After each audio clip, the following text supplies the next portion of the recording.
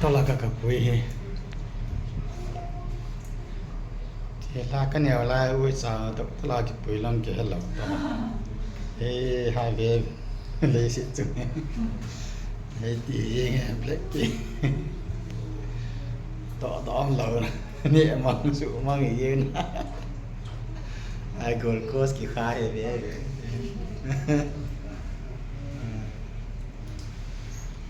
nhiều là sự sai cái mỏ là cái mỏ thả ta này đó talang buổi special là cái này thì ngay là tôi nhà ăn lúc thả mà là ăn đầu tiên chén với tại chỗ mua vào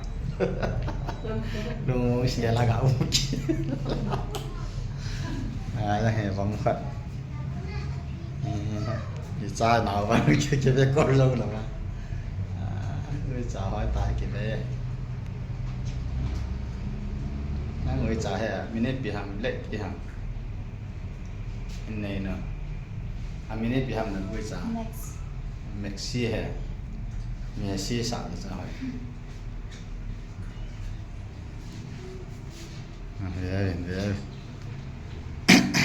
thì chúng cái chạy vạ lâu rồi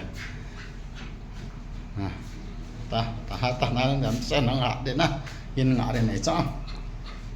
in đen đến này xem ta thầm khăn không hal rồi thì ta này nó thầm khăn không hal rồi ta sao